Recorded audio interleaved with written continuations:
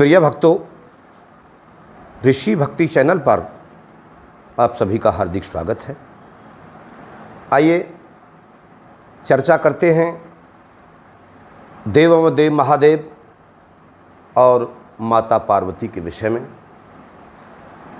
एक बार का जिक्र है, अचानक कोई प्राकृतिक त्रासदा आई और जनजीवन अस्त व्यस्त हो गया, छिन्न भिन्न हो गया। गरीब आदमी टुकड़ों तक को मोहताज हो गया। भोले और पार्वती विचरण कर रहे थे। ऐसे कई लोग दुखी उन्हें दिखाई दिए। उनका दुख माता पार्वती को बर्दाश्त नहीं हुआ और भोलेनाथ से कहने लगी माता पार्वती कि हे महादेव, इनका दुख मुझसे सहा नहीं जाता है और आपने इनको गरीब क्यों बनाया है। इनको भी वैसे ही बना दो जो अमीर लोग हैं, जिन्हें कोई दुख नहीं होता है। भोले शंकर ने कहा, पार्वती, छोटे बड़े का अंतर जिस दिन ख़त्म हो जाएगा उस दिन तेरी मेरी बोझ ख़त्म हो जाएगी, तेरी मेरी मान्यता ख़त्म हो जाएगी। हमें कौन मानेगा, फिर कौन पूछेगा। उसने कहा, महादेव, मुझे बहकाओ मत, इनका दुख दूर करो। प्रिय भक्तों, महादेव ने कहा, देख ले खूब सोच समझ कर। फिर तुम मुझसे कहेगी, नहीं, आप मेरी बात को मानो। भक्तों, महादेव ने अपनी माया से, अपनी योग माया से उन गरीब लोगों को अमीर बना दिया। देखते देखते उनमें तो मौज मस्तियां बढ़ गईं। मस्ती मारने लगे, जुआ खेलने लगे, शराब पीने लगे। पार्वती ने कहा, महादेव, अब एक काम करो, इस तरह से दर दर घूमना, भटकना, कोई आश्रय नहीं। भोलेनाथ ने कहा, कहो क्या कहना चाहती हो पार्वती। एक आश्रय बनाओ, एक निवास स्थान बनाओ जहां कम से कम हम ठहर लिया करेंगे।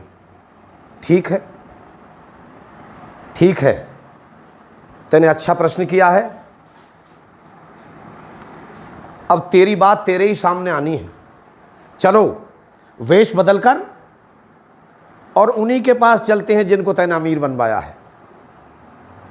क्योंकि एक छप्पड़ बनाना है हमें, कोई महल दो महला तो बनाना नहीं, छप्पड़ बनाना है।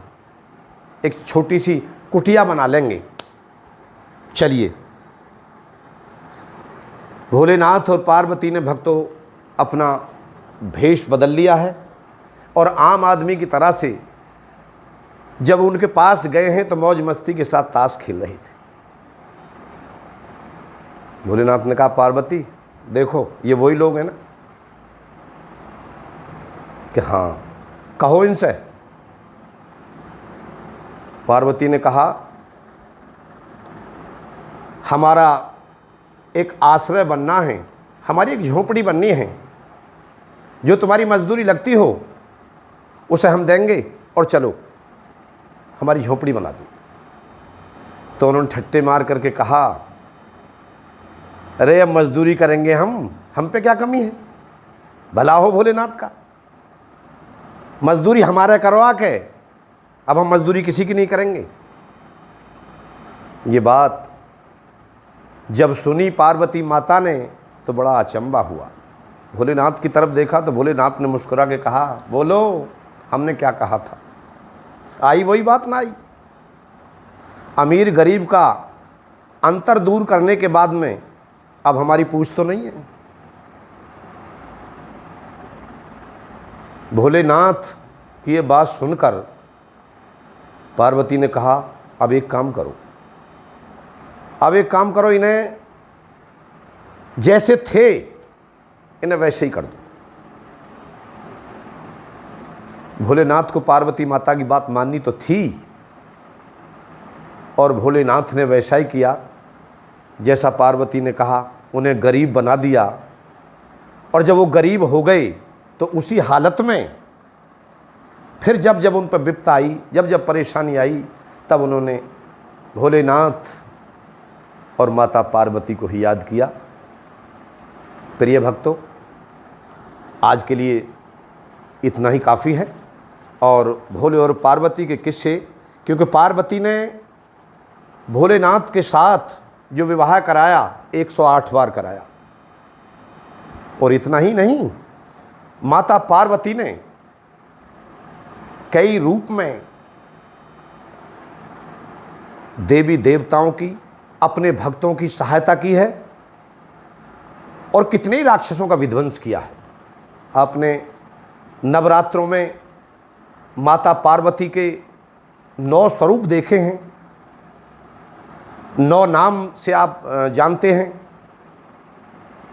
लेकिन हम लोग जो माता पार्वती और भोलेनाथ के भक्त हैं, जो उनके बारे में हम जानते हैं, जो चर्चाएं होती हैं, माता पार्वती का विवाह केवल 2 बार हम जानते हैं। एक बार राजा हिमाचल की बेटी के रूप में और एक बार राजा दक्ष की बेटी के रूप में। यानी राजा दक्ष की बेटी सती के नाम से और राजा हिमाचल की बेटी पार्वती के नाम से, क्योंकि राजा हिमाचल पर्वतों के राजा थे, इसलिए अपनी बेटी का नाम पर्वतों के राजा होने के नाते उन्होंने पार्वती रखा था। आगे की कहानी, आगे की बहुत सी बातें आपको रूबरू होकर बताएंगे भक्तों। अब समापन करते हैं। धन्यवाद।